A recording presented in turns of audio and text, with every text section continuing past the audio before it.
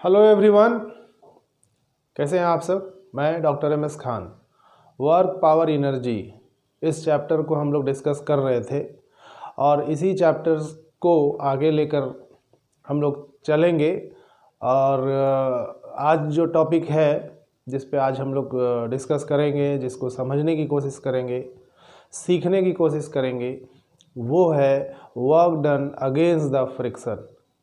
यानी सरफेस अगर रफ है और उस पर आपको किसी बॉडी को मूव कराना है, किसी कार को आपको लेकर चलना है, किसी भी व्हीकल्स को आप मूव कराएंगे, चाहे वो सरफेस स्ट्रेट हो, चाहे वो सरफेस कर्व हो, सर्कुलर पाथ हो, अगर सरफेस रफ है तो उस रफ सरफेस से फ्रिक्शन जो है उस मूविंग ऑब्जेक्ट के ऊपर काम करेगा।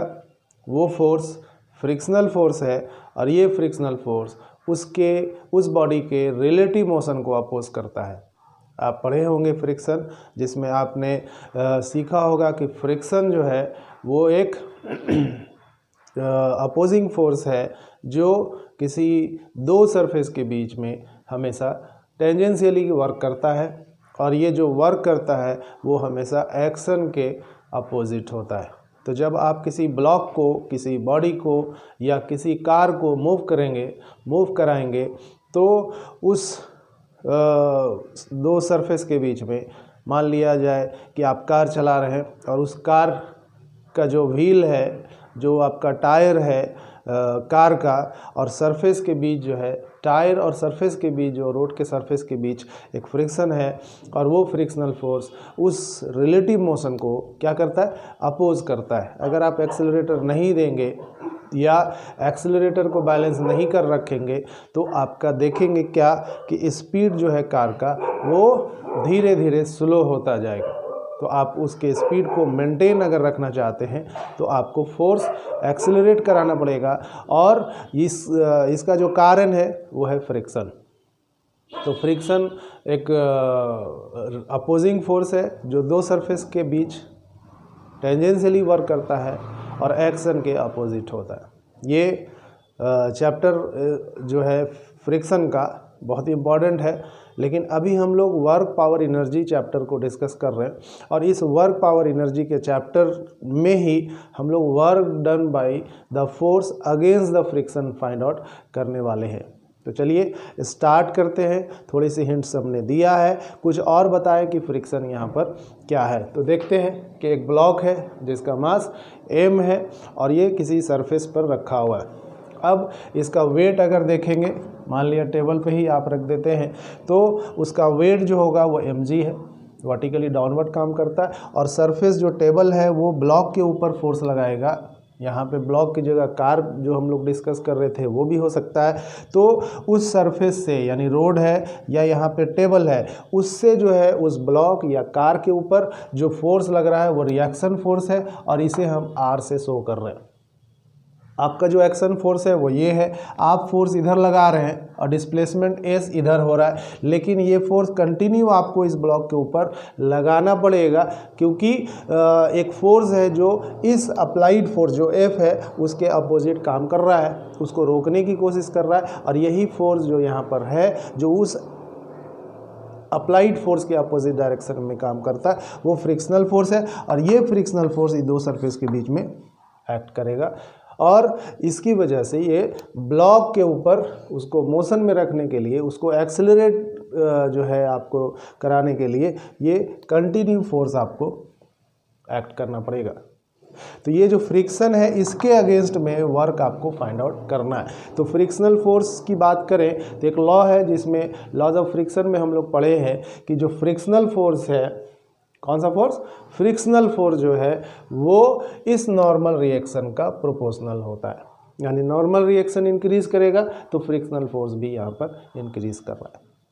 तो हम इसी को दिखा रहे हैं कि ये जो फ्रिक्शनल फोर्स है वो प्रोपोर्शनल है R के, या फ्रिक्शनल फोर्स जो है वो इक्वल है म्यू R के। ये म्यू एक कांस्टेंट है जो दो सरफेस के बीच के नेचर को बताता है कि उसका रफनेस का नेचर कैसा है, यानी वो स्मूथ है, बहुत ज़्यादा स्मूथ है या रफ है या बहुत रफ है, तो उसको ये रिप्रेजेंट कर रहा है, जिसे हम लोग म्यू के रूप में डिनोट कर रहे हैं। और इस म्यू का जो नाम है वो है कोएफिशिएंट ऑफ फ्रिक्शन। तो कोएफिशिएंट ऑफ फ्रिक्शन जो रफ सरफेस के लिए लिया जाता है वो लेस देन 1 ही होता है, लेकिन मैक्सिमम वैल्यू जो होगा लेस देन 1 का वो रिप्रेजेंट करेगा उस सरफेस के रफनेस को, यानी ज़्यादा से ज़्यादा सरफेस रफ है तो म्यू का वैल्यू अधिक होगा। और अगर रफनेस जो है नेग्लिजिबल है, यानी कंप्लीट जो है वो स्मूथ है, और अगर ये स्मूथ है तो म्यू का वैल्यू 0 होगा। अब अगर स्मूथ सरफेस होगा तो आप उसके ऊपर कोई व्हीकल्स आप खुद अपने आप को नहीं चला पाएंगे। किसी स्मूथ सरफेस पे चलना मुश्किल है, इसलिए सरफेस को रफ जो है वो रखना पड़ेगा, रफ बना कर रखना होगा, यानी रोड पे पिच डालना पड़ेगा, गिट्टी डालना होगा, ताकि वो रोड का रफनेस जो है वो बना रहे। और रफनेस की वजह से ही आप उसके ऊपर एक्शन अगर करते हैं तो वही रिएक्शन जो है इस फ्रिक्शन फोर्स के रूप में होता है, जिसकी वजह से हम चल पाते हैं या व्हीकल्स को हम उस रोड के ऊपर मूव करा पाते हैं। तो रफनेस ज़रूरी है, और रफनेस ज़रूरी है, लेकिन अब है क्या कि जो अप्लाइड फोर्स आप लगा रहे हैं उसके ऊपर, तो वो उस रफनेस की वजह से आपको कंटिन्यूअसली फोर्स लगाना पड़ेगा, यानी फ्रिक्शनल फोर्स जो है उस अप्लाइड फोर्स जो आपको लगाना पड़ रहा है उसके अपोजिट है, और वो उसको अपोज कर रहा है। इसलिए फ्रिक्शनल फोर्स जो है वो एक अपोजिंग फोर्स है जो इक्वल है म्यू mg। तो हम लोग का जो work done against the friction है वो टॉपिक लेकर चल रहे हैं, लेकिन समझाने की कोशिश कर रहे हैं कि यहाँ पे फ्रिक्शन आप देख रहे हैं, जहाँ पर सरफेस रफ है वहाँ फ्रिक्शन ज़्यादा है, और वहाँ पे आपको ज़्यादा फोर्स अप्लाई करना पड़ेगा। बॉडी को आप एक्सेलरेट कराने के लिए, बॉडी को मूव कराने के लिए फोर्स एक्स्ट्रा लगाना पड़ेगा, और जब फोर्स एक्स्ट्रा लगाएंगे तो वर्क भी आपको एक्स्ट्रा करना पड़ेगा। यानी जो वर्क आप कर रहे हैं स्मूथ सरफेस पे, अगर वहाँ वर्क 10 जूल का है तो रफनेस ऑफ यानी रफ सरफेस पे अगर देखे जाए तो वर्क वहाँ पे 10 जूल से अधिक होगा, अगर डिस्प्लेसमेंट दोनों के लिए सेम है तो क्या मतलब हुआ कि वर्क जो है वो डिफरेंट सरफेस पे डिफरेंट होता है अगर डिस्प्लेसमेंट इक्वल हो तो भी, क्योंकि फ्रिक्शन की वजह से एक्स्ट्रा फोर्स आपको एफर्ट करना पड़ेगा उसको उसी मोशन में बनाकर रखने के लिए। तो चलिए आगे बढ़ते हैं। Force of friction is equal to mu R, या इसी आर को हम कह सकते हैं कि ये mg के इक्वल है, तो हम आर की जगह mg लिखे, म्यू mg। म्यू के बारे में अभी हमने आपको डिस्कस किया है। तो चलिए वर्क जो है अगेंस्ट द फ्रिक्शन देखते हैं। तो work is equal to F S. देखिए ब्लॉक के ऊपर आपने फोर्स एक्शन लगाया, वो एफ कैपिटल है और इसका डिस्प्लेसमेंट एस है, तो दोनों का डायरेक्शन क्या है, सेम है। तो वर्क जो होगा बाय द फोर्स वो एफ एस होगा, लेकिन अगेंस्ट द फ्रिक्शन हम बात कर रहे हैं, तो यही फोर्स जो है इस फ्रिक्शनल फोर्स के अगेंस्ट में वर्क कर रहा है, फोर्स लगा रहा है और उससे वर्क जो है उसके फ्रिक्शनल फोर्स के अगेंस्ट में। तो हम F जो है वो यहाँ पे कह सकते हैं कि ये माइनस एफ के रूप में है, क्योंकि ये एक्शन है, तो ये माइनस एफ जो स्मॉल एफ है वो फ्रिक्शनल फोर्स है, वो रिएक्शन के रूप में है। तो एक्शन और रिएक्शन की बात यहाँ पर है, ये एक्शन है और इसके अपोजिट अगर लेंगे तो वो फ्रिक्शनल फोर्स रिएक्शन फोर्स होगा, और वो F की जगह पे हम माइनस एफ लिख सकते हैं, और यही जो है स्मॉल एफ को म्यू mg यहाँ पर लिख रहे हैं, और ये म्यू mg जो है इस एक्शन के अपोजिट है, इसलिए साइन माइनस है। तो work done by the force against the friction जो होगा वो W is equal to F S और इक्वल होगा minus mu mgs। Negative sign show कर रहा है कि वर्क जो है वो फ्रिक्शन के अगेंस्ट में। अब आपके वैल्यू देखिए कि वर्क का वैल्यू म्यू पे डिपेंड कर रहा है। डिस्प्लेसमेंट को अगर कांस्टेंट रखें, अभी हम लोग बात कर रहे थे कि डिस्प्लेसमेंट सेम है, यानी कि आप 10 मीटर चलते हैं, सरफेस दो तरीके का है, एक स्मूथ सरफेस है और दूसरा रफ सरफेस है। तो स्मूथ सरफेस पे फोर्स आपको कम लगाना होगा क्योंकि वहाँ पे म्यू का वैल्यू कम है स्मूथ सरफेस के लिए, लेकिन वहाँ ज़्यादा फोर्स लगाना पड़ेगा उतना ही डिस्टेंस उतना ही डिस्प्लेसमेंट कवर करने के लिए, क्योंकि म्यू का वैल्यू रफनेस के बढ़ने से बढ़ रहा है, तो फिर आपका ये वर्क जो है वो बढ़ जाएगा। तो रफनेस ऑफ सरफेस पे जो वर्क होगा स्मूथ सरफेस के रिस्पेक्ट में अधिक होगा, दोनों का अगर डिस्प्लेसमेंट सेम हो तो भी। तो डिफरेंट तरीके से हमने आपको वर्क के बारे में समझाया, अलग अलग जगह पे हमने बताया कि जो वर्क है वो फ्रेम ऑफ रेफरेंस पे डिपेंड करता है, वर्क जो है वो यहाँ पर कहेंगे कि फोर्स पे डिपेंड करता है, नेचर ऑफ सरफेस पे डिपेंड करता है, वर्क जो है यहाँ पर जो डिस्प्लेसमेंट है और फोर्स उसके बीच के एंगल पे भी डिपेंड करता है। तो वर्क जो हम लोग आए दिन कहते हैं काम करना, वो काम करना एक अलग सा है। फिज़िक्स के लैंग्वेज में अगर हम देखें तो ये जो फोर्स किसी ऑब्जेक्ट पे लगाएंगे और उसके लगने से अगर बॉडी में उसी फोर्स के डायरेक्शन में डिस्प्लेसमेंट होगा तो वहाँ पे वर्क होगा। अब ये वर्क पॉजिटिव है या निगेटिव है, इसको हम लोग को देखना होगा कि जो फोर्स आप लगा रहे हैं उस फोर्स का डायरेक्शन में डिस्प्लेसमेंट है या उसके अपोजिट है या फिर इट में भी वो एक दूसरे के परपेंडिकुलर है। तो ये डिपेंड कर रहा है direction of displacement with applied force. यहाँ पे नेगेटिव वर्क आ रहा है क्योंकि फ्रिक्शन की अगेंस्ट में वर्क कर रहे हैं, इसलिए ये जो वर्क है वो नेगेटिव है। क्लियर है स्टूडेंट? यहाँ पे जो नेगेटिव साइन है वो अगेंस्ट द फ्रिक्शन के लिए ले रहे हैं, डिस्प्लेसमेंट जो है वो यहाँ पर सेम है।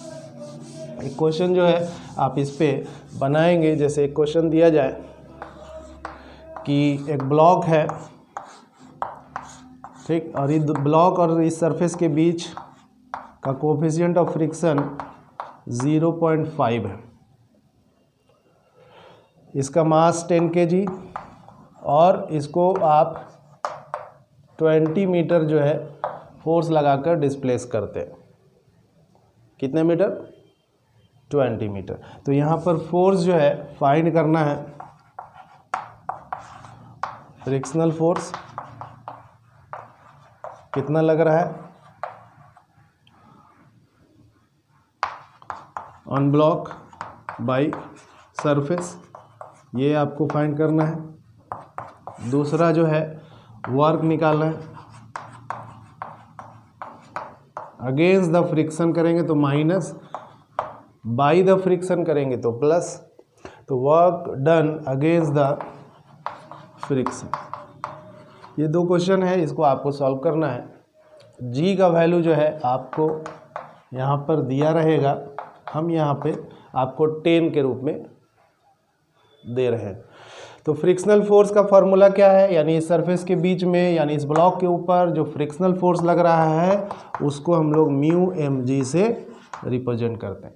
म्यू का वैल्यू दिया है 0.5, m जो मास है वो 10 है और g का वैल्यू स्टूडेंट यहाँ पर 10 ही है। तो 100 ये पॉइंट से तो ये ख़त्म होगा 10, तो 50 आए, यानी 50 न्यूटन जो है वो फ्रिक्शनल फोर्स है। अब कम से कम जो है 50 न्यूटन का फोर्स आपको लगाना होगा इस 20 मीटर को डिस्प्लेस करने के लिए। तो जो वर्क होगा वो उस फ्रिक्शन के अपोजिट होगा और अगेंस्ट द फ्रिक्शन जो अप्लाई कर रहे हैं वो फोर्स से वर्क हमको निकालना है। तो F इज इक्वल टू क्या हो रहा है, Fs, यानी फोर्स आप इधर लगा रहे हैं और डिस्प्लेसमेंट 20 मीटर है तो Fs है, लेकिन यहाँ जो फोर्स है वो फ्रिक्शनल फोर्स है तो हम लिख सकते हैं -50 और डिस्प्लेसमेंट जो है यहाँ पर ये 20। 5 2 10 तो 1000 दिख रहा है, माइनस में दिख रहा है ये जूल। 1000 जूल को 10 to the power 3 joule minus 10 to the power 3 joule. Minus जो है वो मैग्नीट्यूड को रिप्रेजेंट नहीं कर रहा है, माइनस रिप्रेजेंट कर रहा है कि वर्क जो है वो अगेंस्ट द फ्रिक्शन है और जो वर्क है उसका मैग्नीट्यूड 1000 जूल है। अब अगर हम लोग वर्क डन जो है against the friction on inclined plane लेते हैं, work done against the friction on rough inclined plane. अभी हम लोग जो बात कर रहे थे वो हॉरिजॉन्टल रफ सरफेस था, अब हम लोग बात करने वाले हैं कि रफ इंक्लाइंड प्लेन है। तो रफ इंक्लाइंड प्लेन की बात करेंगे तो इसको देखिए, यही इंक्लाइंड प्लेन है और वो रफ है। ठीक है स्टूडेंट, एक इंक्लाइंड प्लेन जो रफ है, इसका ये सरफेस और इस पे जो ब्लॉक है वो इस तरह से रखा हुआ है। ब्लॉक का मास m है, और जो इंक्लाइंड प्लेन है वो हॉरिजेंटल से उस इंक्लाइंड प्लेन जिस पे ब्लॉक रखा है वो थीटा एंगल पर है। इसका जो वेट है वो mg वर्टिकली डाउनवर्ड काम करेगा, लेकिन अगर आप इस प्लेन के पैरेलल फोर्स निकालेंगे जो फोर्स ऑफ ग्रेविटी के रूप में है ये mg, इस mg को इस पर लाइएगा तो ये mg साइन थीटा। अगर ये mg नीचे काम कर रहा है, देखिए ब्लॉक इस टेबल पे यानी प्लेन, इस इंक्लाइंड प्लेन के सरफेस पर फोर्स लगा रहा है, इस प्लेन के ऊपर ये ब्लॉक पुश कर रहा है इसे, जो mg को इस पर अगर लाना चाहेंगे तो mg cos थीटा होगा, और यही है इसका नॉर्मल रिएक्शन है r। यानी जो सरफेस इस इंक्लाइंड प्लेन जो रफ सरफेस है उस सरफेस से इस ब्लॉक के ऊपर जो फोर्स है वो नॉर्मल रिएक्शन है, और ये ब्लॉक इस सरफेस पर जो फोर्स लगा रहा है वर्टिकली वो है डाउनवर्ड mg cos थीटा। यानी mg cos थीटा जो है वो इक्वल एंड अपोजिट है r के। r जो यहाँ पर है वो है रिएक्शन फोर्स। क्लियर है स्टूडेंट? अब आपको कंसीडर करना है कि ब्लॉक को आप किधर ले जाते हैं, और ब्लॉक जिधर आप पुल करेंगे वो फोर्स के अपोजिट डायरेक्शन में फ्रिक्शनल फोर्स होगा, क्योंकि सरफेस यहाँ पर रफ लिया गया। सरफेस रफ लिया गया तो मान लिया जाए पहला कंडीशन कि इसको ऊपर खींचते हैं, पुल करते हैं, पुल्स अप। अब पुल करते हैं तो कोई फोर्स लगाएंगे आप, क्या मान लेते हैं, कैपिटल एफ। इस कैपिटल एफ से आप इस ब्लॉक को ऊपर की ओर खींच रहे हैं। फोर्स जो आप लगा रहे हैं उसके अगेंस्ट में इस सरफेस के बीच इस ब्लॉक के ऊपर एक फोर्स लग रहा है जो फ्रिक्शन फोर्स है, जो अपोजिट डायरेक्शन में ये एफ के, इसको स्मॉल एफ से दर्शाते हैं। तो फ्रिक्शनल फोर्स जो होगा वो किस डायरेक्शन में है, अपोजिट होगा किसके, अप्लाइड फोर्स। तो यहाँ पे अप्लाइड फोर्स जो है वो कैपिटल एफ है, उसके अगेंस्ट में है यहाँ पर फ्रिक्शन फोर्स जो डाउनवर्ड डायरेक्शन में है, और ये जो एफ है उसको आपने पढ़ा है कि ये है आपका म्यू एम जी, यानी म्यू आर आपने पढ़ा है, तो ऐसे लिख सकते हैं। म्यू कोफिशिएंट ऑफ फ्रिक्शन है जो इस सरफेस के बीच में है, जो दिखा देते हैं यहाँ पे। तो F is equal to mu R, और म्यू आर अगर है तो आर जो है वो इक्वालेंट है किसके, एम जी कॉस थीटा के। तो हम इसको इस तरह से भी लिख सकते हैं, एम जी कॉस थीटा। तो फ्रिक्शनल फोर्स इस ब्लॉक के ऊपर इस सरफेस से जो लग रहा है वो है mu M G cos theta. Mu यहाँ पर कोफिशिएंट ऑफ फ्रिक्शन है, जिसके बारे में बताया है कि इसका वैल्यू जो है म्यू का वो लेस देन 1 होता है। बहुत सरफेस रफ है तो उसका नियरली 1 के नज़दीक होगा, यानी अपोजिट म्यू का वैल्यू लेस देन 1 है, लेकिन वो जब सरफेस रफ होगा तो वहाँ म्यू का वैल्यू 0.9 हो सकता है, 0.8 हो सकता है, और सरफेस अगर स्मूथ है तो और बैक होते जाइए 0.3, 0.2 हो सकता है। क्लियर है? इस तरह से म्यू का वैल्यू चेंज करता है, वो डिपेंड करता है नेचर ऑफ सरफेस के ऊपर। बात कर रहे हैं कि फ्रिक्शनल फोर्स डाउनवर्ड डायरेक्शन में काम कर रहा है, वो F is equal to mu R जो mu M G cos theta के रूप में है। अब आप बताओ कि फोर्स जो लगा रहे हैं वो अप्लाइड फोर्स ऊपर है, और डाउनवर्ड डायरेक्शन में इस ब्लॉक के ऊपर जो फोर्स लग रहा है वो 2 तरीके का लग रहा है, एक है एम जी साइन थीटा और दूसरा इसका फ्रिक्शनल फोर्स जो इस ब्लॉक के ऊपर काम कर रहा है। तो हम कह सकते हैं कि ये कम से कम ये जो फोर्स है मिनिमम फोर्स जो अप्लाइड फोर्स के रूप में है वो M G sine theta plus F के इक्वल होगा, तभी ये ऊपर जा सकता है, पुल कर सकते हैं आप उसको। तो पुल करने के लिए जो एफ फोर्स लगा रहे हैं आप, ये फोर्स को क्या करना होगा, वो इक्वल होगा किसके, आप लिख सकते हैं M G sine theta plus F. तो f is equal to M G sine theta plus F अगर है, और ये जो f हमने लिखा है इसको mu M G cos theta कहते हैं, तो f is equal to M G sine theta plus mu M G cos theta. Student यहाँ पे आप देखिएगा mg sine theta plus mu mg cos theta, इसमें से mg जो है वो आप कॉमन ले सकते हैं और बचेगा क्या, sign theta plus mu cos theta. ये आपका फोर्स निकल गया, यानी जो पुल कर रहे थे आप F फोर्स से उस ब्लॉक को इंक्लाइन प्लेन के ऊपर, तो उसको खींचने के लिए जो फोर्स चाहिए आपको वो फोर्स है mg, और यहाँ पे देख रहे हैं sign theta plus mu cos theta के रूप में। यही फोर्स जो है इस ब्लॉक को ऊपर खींचने में लगा रहे हैं आप, और उससे डिस्प्लेसमेंट सपोज करो कि s हो रहा है, तो फोर्स और डिस्प्लेसमेंट दोनों का डायरेक्शन सेम है, तो हम यहाँ पे वर्क को बहुत आसानी से फाइंड आउट करेंगे। तो ये जो वर्क होगा वो अगेंस्ट द फ्रिक्शन ही है, और ये जो वर्क होगा अगेंस्ट द फ्रिक्शन। तो अब हम लोग यहाँ पे उसी को देखते हैं। तो वर्क डन, फोर्स से तो लग रहा है, लेकिन ये है क्या, अगेंस्ट द फ्रिक्शन। कहाँ पे है ये, ऑन रफ इंक्लाइन प्लेन। तो चूंकि फोर्स हम लोग फाइंड आउट कर चुके हैं, तो और वो भी ये अपोजिट डायरेक्शन का भी साइन यहाँ ले चुके हैं, ठीक है, क्योंकि ये दोनों एक दूसरे के अपोजिट है और वो उतने के इक्वल है। तो वर्क इज इक्वल टू हम लोग कह सकते हैं एफ एस। एफ का जो वैल्यू है वो यहाँ पर दिखाना है, वो हम आपको बता चुके, वो mg sine theta plus mu cos theta और इनटू एस। ये फोर्स है F, और उस फोर्स से जो वर्क होगा अगेंस्ट द फ्रिक्शन वो mg sine theta plus mu cos theta, और डिस्प्लेसमेंट यहाँ पर s है तो उससे मल्टीप्लाई करेंगे। तो ये वर्क जो है आपको यहाँ पर दिख जाएगा कब, जब आप किसी ब्लॉक को रफ इंक्लाइन प्लेन के ऊपर ले जाते हैं। यही कंडीशन आप बाइक चला रहे होंगे ब्रिज के ऊपर, तो ब्रिज दो तरीके से, एक ऊपर की ओर ऐसे जा रहे हैं और फिर नीचे की ओर ढलते हैं। तो यहाँ वाली जो कंडीशन अभी बता रहे हैं वो है ब्रिज के ऊपर आप चढ़ रहे हैं ऊपर, ठीक है, ऊपर आप जा रहे हैं, तो उसके लिए आप जो वर्क करेंगे वो यहाँ पर mg sine theta plus mu cos theta into S.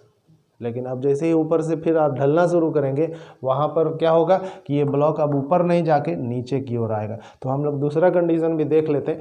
पहला कंडीशन अभी बताया कि जब ब्लॉक को ऊपर की ओर पुल करते हैं तो उससे जो वर्क आपको करना पड़ेगा, ऊपर खींचने के लिए जो वर्क करना होगा वो वर्क यहाँ पर आप देख रहे हैं mg sine theta plus mu cos theta. उससे पहले कि हम लोग नीचे वाली बताएं कि नीचे डाउन अगर आता है तो फिर कितना वर्क करना होगा, जाहिर सी बात है अप पे जाने पे वर्क ज़्यादा करना होगा, डाउन आने पे वर्क कम करना पड़ता है। कैसे वो हम देखेंगे, लेकिन इसी जो अभी हमने आपको बताया कि अप हो रहा है कोई भी ब्लॉक, उसको आप खींच रहे हैं रफ इंक्लाइन प्लेन पे, उस पर एक सवाल दे देते हैं, ये 2 kg का है और फोर्स जो है आप F लगा रहे हैं। अगर फोर्स आप F लगा करके इसको आप खींच रहे हैं ऊपर की ओर, यहाँ पे जो सरफेस है वो म्यू का वैल्यू है 0.5, कुछ और भी हो सकता है, 0.75 हो सकता है, 0.9 हो सकता है, तो कुछ भी वैल्यू है, लेकिन हमने जो यहाँ दिया है रफ इंक्लाइन प्लेन के लिए वो है म्यू 0.5। फाइंड करना है वर्क जब इसको आप 10 मीटर या 5 मीटर ऊपर की ओर खींचते। Find work done.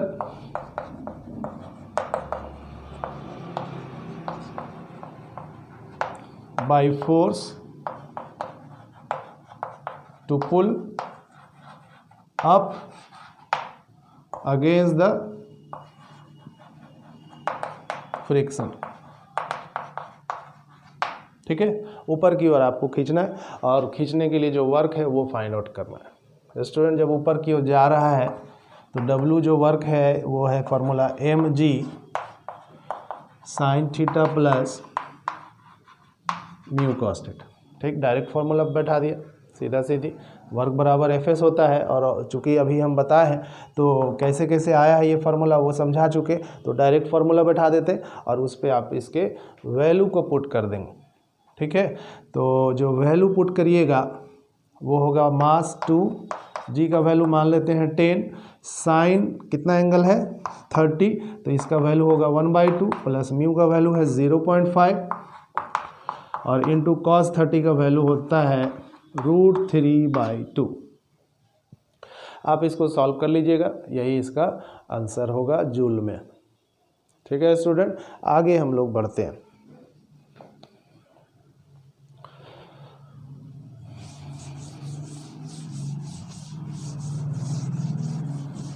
एक क्वेश्चन अगर आप और बनाना चाहेंगे तो थोड़ा सा इसको भी देखिए। ठीक है, आप यही खींच रहे हैं, आप 2 ही kg का है। ठीक, इसको ऊपर खींच रहे हैं जिसका एक्सेलरेशन जो है वो g/3 है, g/3 है। तो म्यू जो यहाँ पर है इसी को फाइंड आउट करना।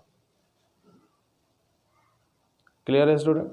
यानी अगर एक्सेलरेशन g/3 दिया हुआ है, ये भी दिया रहेगा 30 डिग्री, तो एक इंक्लाइंड प्लेन जो कि रफ है और वहाँ पर इंक्लाइनेशन 30 डिग्री है, एक ब्लॉक ऊपर की ओर खींच रहे हैं आप और उसका एक्सेलरेशन दिया हुआ है g/3, तो म्यू जो सरफेस का है, सरफेस के बीच का जो वैल्यू म्यू है उसको आपको फाइंड आउट करना है। तो find the value of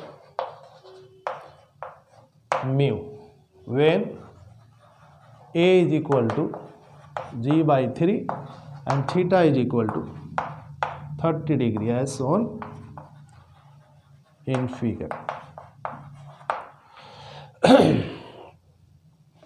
mu का वैल्यू निकालना है, तो म्यू निकालने के लिए आपको क्या करना होगा, फोर्स देखना होगा। तो फोर्स इज इक्वल टू क्या फाइंड किए थे, mg sin theta plus mu cos theta. आप इसी से फाइंड कर लेंगे म्यू, क्योंकि सब कुछ यहाँ पर दिया है। क्या दिया हुआ है, फोर्स नहीं दिया हुआ लेकिन एक्सेलरेशन दिया हुआ है। तो चूंकि आप जानते हैं फोर्स बराबर होता है मास इंटू एक्सेलरेशन। ठीक है, mg sin theta plus mu cos theta. देख रहे हो स्टूडेंट, एम से एम कैंसिल, और a इज इक्वल टू यहाँ पर इधर से अगर सॉल्व करें तो g sin theta plus mu cos theta.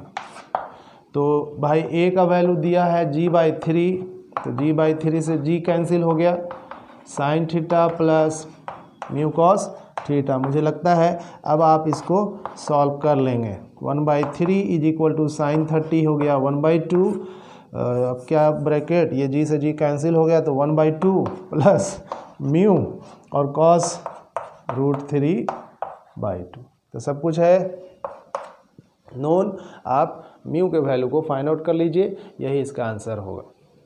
ठीक है, चलिए दूसरा वाला जो पार्ट है अब हम लोग उसको समझने की कोशिश करेंगे कि एक ब्लॉक है जो नीचे की ओर हम उस रफ सरफेस पे लाना चाहते हैं। ऐसा नहीं है कि रफ सरफेस है, ठीक है, और ब्लॉक को हाइट से यानी ब्रिज के टॉप हाइट से अगर छोड़ दीजिए तो ढल जाएगा। सरफेस रफ इसीलिए बनाया जाता है कि ब्रेक आप लगा सके। वो गाड़ी अगर ढाल पर भी है, इंक्लाइन पर भी है, तो भी वो नीचे नहीं जाएगा। तो एक एंगल पर उसको बनाया जाता है जिस पे आप गाड़ी को स्टॉप भी किए हैं तो वो नीचे की ओर नहीं आएगा। लेकिन अब आप चाह रहे हैं क्या कि नीचे वो आए, कार हो, बस हो, ट्रक हो या पैदल आप चल रहे हो, बाइक हो। अगर आप ब्लॉक को ही यहाँ पर ले लें, दूसरा जो पार्ट है वो डाउन द प्लेन है और ये प्लेन जो है इंक्लाइंड प्लेन है और वो भी कैसा है, रफ है। तो रफ इंक्लाइंड प्लेन पे एक ब्लॉक को ले लिया या यहाँ पे कोई भी व्हीकल्स को ले लिया, ये नीचे की ओर आ रहा है। ये सरफेस स्मूथ होगा तो भाई साहब लुढ़क के चल आवेगा, और एंगल पर भी डिपेंड करता है, ये आगे बात करेंगे। एंगल दिया हुआ ऐसा कि जिस पर ये ब्रेक लगा हुआ है तो नीचे अपने आप नहीं आ रहा है, कुछ ना कुछ फोर्स आपको लगाना पड़ेगा उसको नीचे लाने के लिए। एक्सेलरेट जो है वो कार का बना के रखना है अगेंस्ट द फ्रिक्शन, तो आपको फोर्स लगाना पड़ेगा, चाहे वो प्लेन के अप जाए और या प्लेन के डाउन जाए। तो प्लेन अप जब हो रहा था, पुल कर रहे थे ब्लॉक को, तो वहाँ हमने आपको बताया कि कैसे फोर्स और वर्क फाइंड आउट करते हैं। यहाँ पर ये ब्लॉक नीचे की ओर आ रहा है, इसके लिए भी अगर आप फोर्स ऑफ ग्रेविटी देखें यानी फोर्स पैरेलल टू प्लेन देखें तो वो mg sin थीटा है। इसका जो वर्टिकली डाउनवर्ड है वो तो वेट है और इसी वेट को इसके ऊपर लाया है, और ये आपका r है।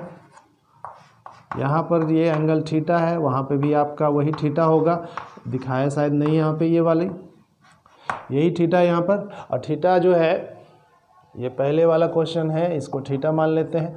तो ये थीटा दिया हुआ है।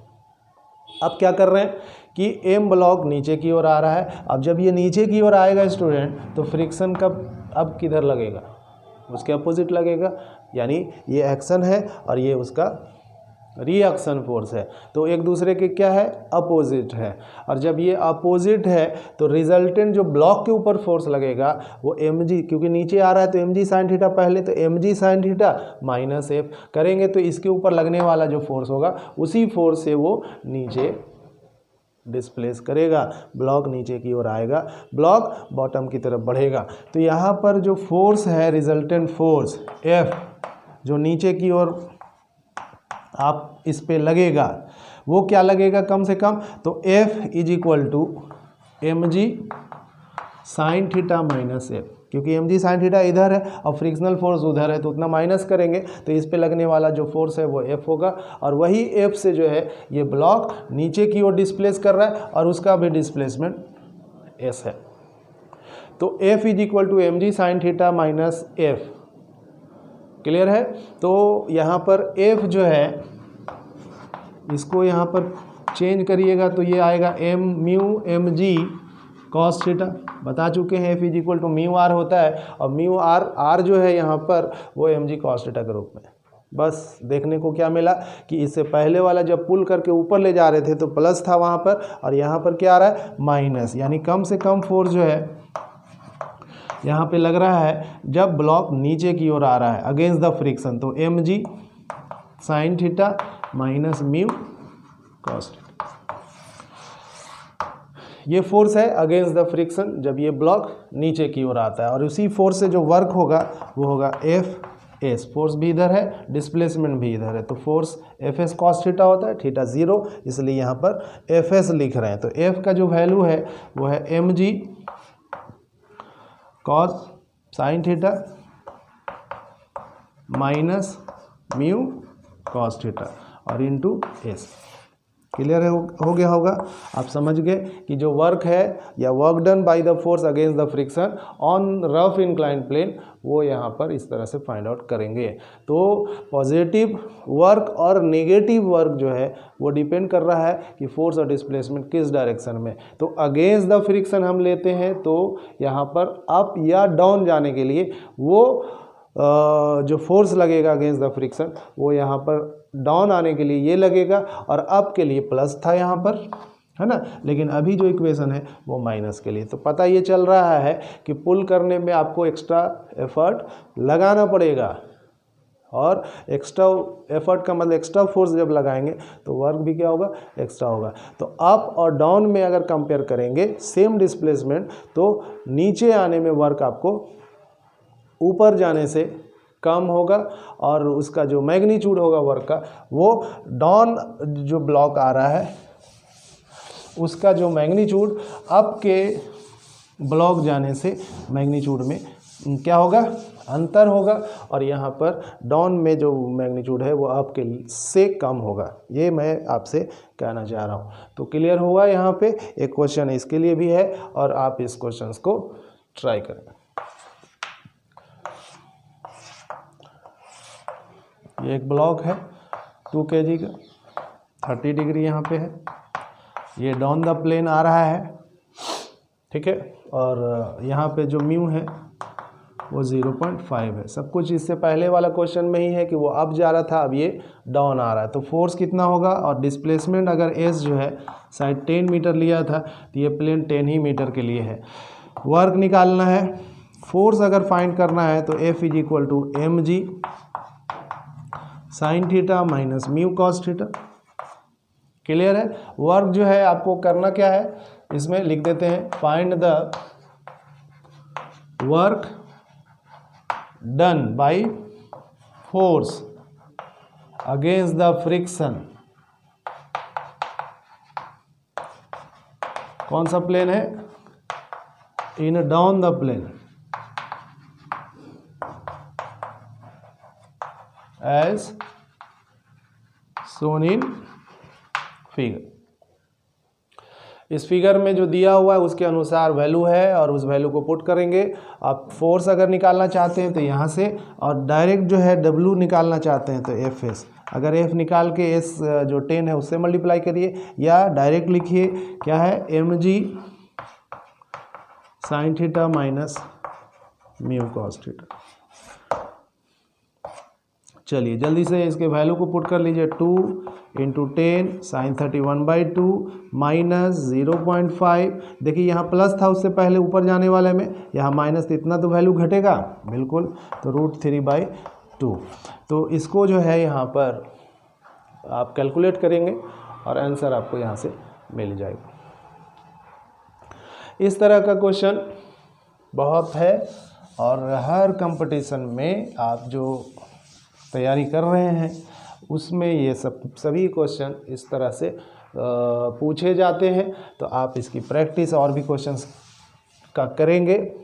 मुझे लगता है कि कंसेप्ट हमने जो दिया है अब आपसे वो सभी क्वेश्चन जो नहीं बन रहा था वो बन पाएगा। ठीक है स्टूडेंट्स, इस क्वेश्चंस को आप सॉल्व कर लीजिएगा।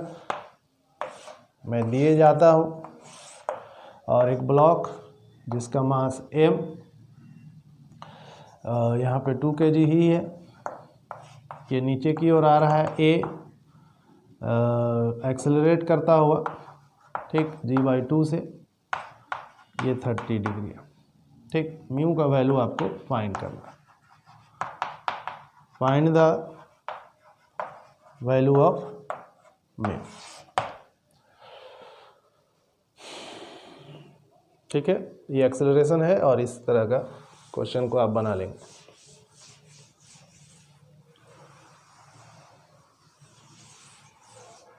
अब जो बात करेंगे हम लोग वो होगा यहाँ पे work done by force of gravity during a pull of chain chain वाले सवाल भी बहुत मिलेगा। लंबा हो गया ये टॉपिक, लेकिन समझना ये है कि एक टेबल है, इसके ऊपर चेन है, कुछ चेन जो है नीचे टेबल से लटक रहा है इस तरह से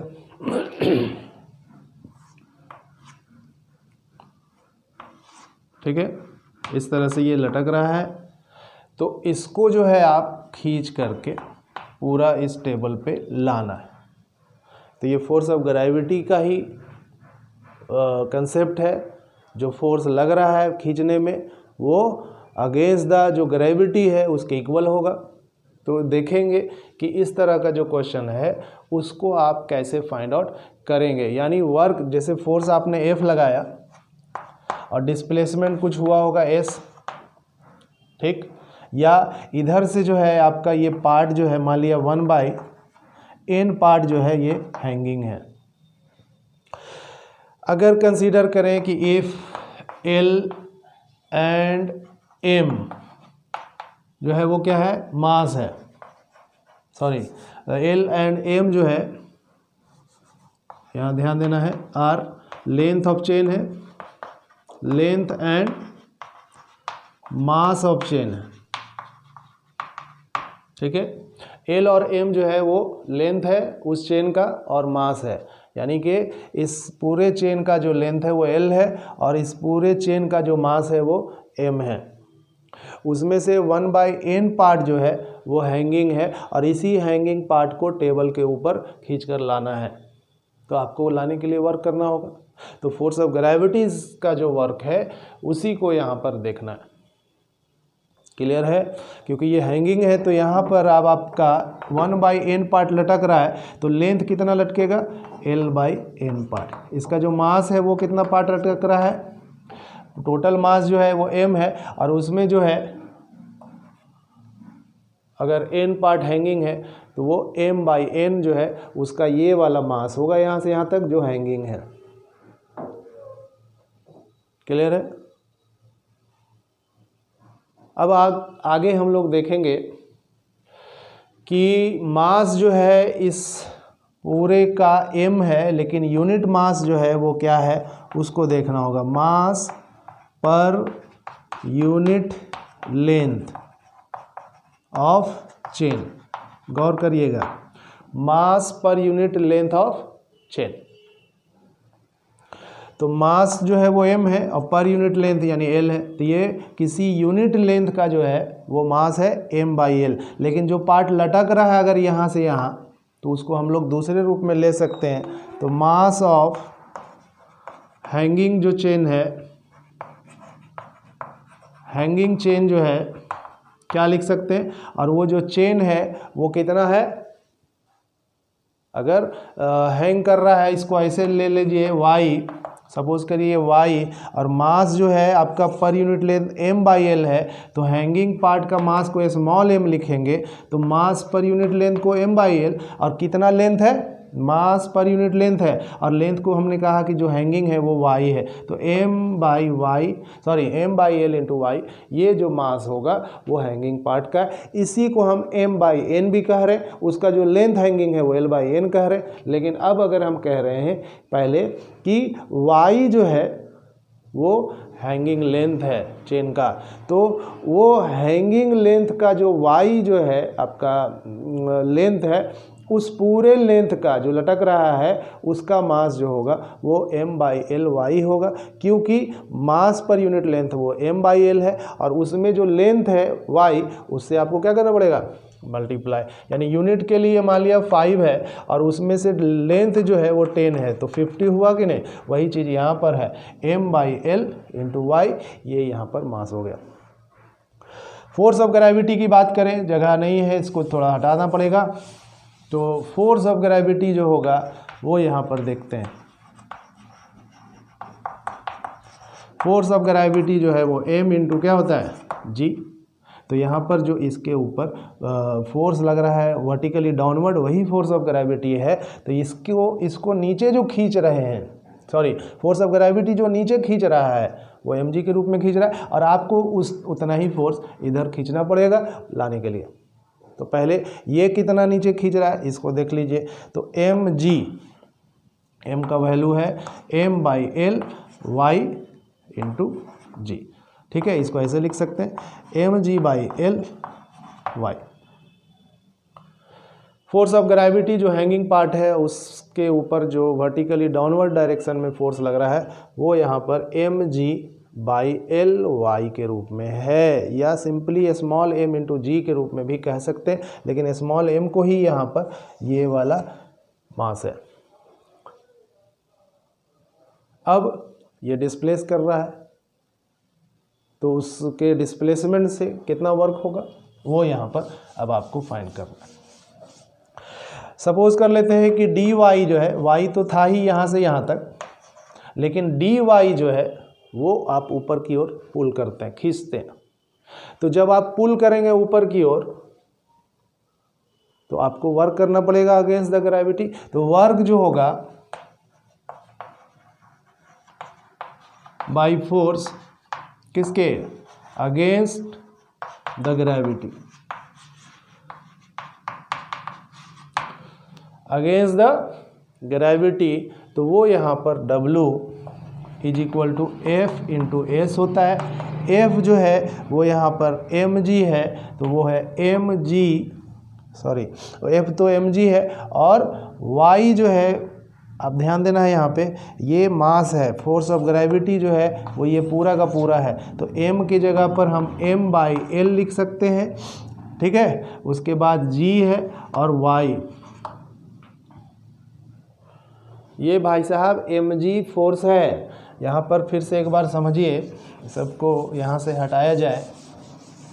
अगर हम वर्क बराबर Fs लिख रहे हैं तो F के जगह पे था क्या, capital M g/l into y, और ये जो डिस्प्लेसमेंट है जब ऊपर आप खींच रहे हैं तो dy जो है वो स्मॉल डिस्प्लेसमेंट। तो वर्क जो है against the force of gravity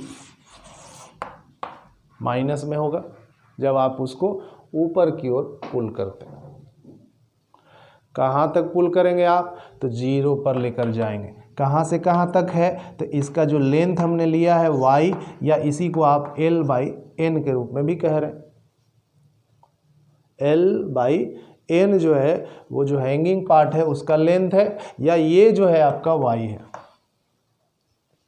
आपके ऊपर डिपेंड करता है कि आप y के रूप में लीजिए या L/n के रूप में। ठीक है, यानी आप कहाँ से कहाँ लेके जा रहे हैं, तो ये तो आपका y है और y से कहाँ ले जाएंगे, 0। तो पहले क्या करेंगे, वर्ग जो है उसको पूरी तरह से पुल करने में, यानी पुल करने में कितना होगा वो यहाँ पर फाइंड आउट करेंगे। और पुल जो कर रहे हैं वो कितना, y लेंथ को पुल कर रहे हैं। तो y लेंथ जो है वो पुल हो रहा है, तो कहाँ से, y से 0 तक। तो आप इसको क्या करेंगे, इंटीग्रेट करेंगे। तो dw को अगर हम यहाँ पर वर्क मान लिया स्मॉल डिस्प्लेसमेंट dy के रूप में, तो हम अब जो है उसी का वर्क फाइंड आउट करेंगे। जो बाहर होने वाला है यार उसको बाहर कर दिया जाए, तो mg/l ये कोई चेंज नहीं कर रहा है, चेंज कर रहा है y किसके रूप में, dy के रूप में। कहाँ से कहाँ तक लेना चाहते हैं, सॉरी y से 0, क्योंकि y आपका यहाँ है और इसी को खींच करके ऊपर ले जाते हैं। माइनस साइन कर रहा है क्योंकि ग्रेविटी के अगेंस्ट में है, ऊपर ले जा रहे हैं आप इसको। प्लस साइन रहता है जब ये नीचे आता है। उसके भी कंडीशन होता कि जब ये नीचे आता तो पूरा का पूरा पार्ट वो नीचे आता, तो यहाँ y नहीं होता, 0 होता, और कहाँ तक होता, y तक। लेकिन आप नीचे से इसको ऊपर लेके जा रहे हैं, इसलिए y से 0 पर आ रहे हैं। यानी पूरा का पूरा जो लेंथ हैंगिंग है उसको आप टेबल पे खींच कर ले जाना है। तो y लेंथ को 0 पर लाना है, उसको आप इंटीग्रेट करिए, देखिए क्या आता है, -mg/l। इंटीग्रेट करिएगा स्टूडेंट, तो y²/2, कहाँ से कहाँ तक, y से 0 तक। इसको आप आगे सॉल्व करिए, देखिए कि क्या आता है।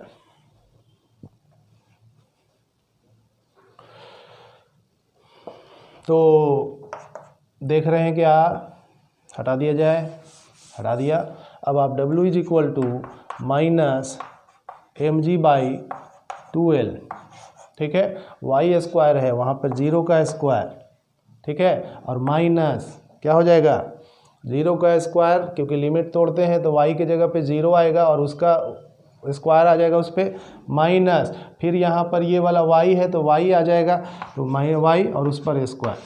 देखिए माइनस माइनस क्या हो गया, प्लस, तो w = हो जाएगा mg/2l y।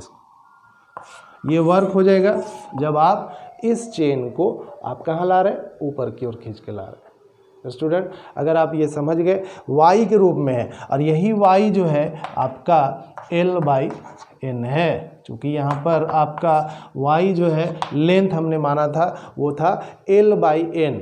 1/n जो है वो हैंगिंग पार्ट है, तो टोटल जो लेंथ होगा जो हैंग कर रहा है वो L/n होगा। तो इसको अगर आप y की जगह पे पुट करेंगे तो L जो यहाँ पर दिख रहा है और y ये अलग अलग नहीं दिखेगा, बल्कि अब एक ही रूप में दिख जाएगा, और मुझे लगता है उसमें आप चेंज कर लें तो ज़्यादा अच्छा रहेगा।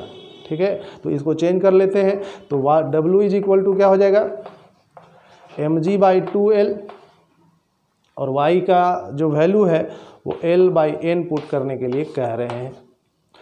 तो w = क्या हो गया, mg/l²। में से देखिए l कैंसिल हो जाएगा, l² में से ये l कैंसिल हो जाएगा, लेकिन एक तो ऊपर बचेगा, और /2n²। ये वर्क हो गया जब आप क्या करेंगे, किसी चेन को जो हैंगिंग है उसको आप ऊपर की ओर खींच कर ले जाएंगे। अब पूरी तरह से इस चेन को आप जब खींचेंगे तो उसको खींचने में जो वर्क आपको करना होगा वो mgl/2n²। यहाँ जो कैपिटल M है वो पूरे चेन का मास है, और कैपिटल L जो है वो पूरे चेन का लेंथ है। तो इस तरह का क्वेश्चन जो है आपसे बहुत जगह पे पूछा गया है और आपसे पूछा जाएगा भी, तो आप इसके लिए बहुत सारा क्वेश्चंस प्रैक्टिस करते रहेंगे। वीडियो बड़ा होता जा रहा है, इसके अगले टॉपिक की ओर हम लोग अगले सेशन अगले वीडियो में लेकर आएंगे। तब तक आप इसको एक बार रिवाइज कर लीजिएगा और मुझे उम्मीद है कि आपको यह वीडियो पसंद आएगा। आप फिज़िक्स जो है इस वर्क पावर एनर्जी जो चैप्टर पढ़ा रहे हैं उससे आप सीख पा रहे होंगे। डॉक्टर MS खान का जो वीडियो चैनल है यूट्यूब पे, उसे आप ज़रूर सब्सक्राइब करिए, लाइक करिए और अपने फ्रेंड्स को भी बताइए, ताकि मैं आपके लिए इस टाइप का बहुत सारा क्वेश्चंस जो है आप लेकर आएँ, फिज़िक्स आपको बेहतर समझा पाएँ। तब तक आप घर पे रहें और पढ़ते रहें ऑनलाइन, और लाइक करें, सब्सक्राइब करें YouTube channel doctor MS Khan का। Thank you, all the best.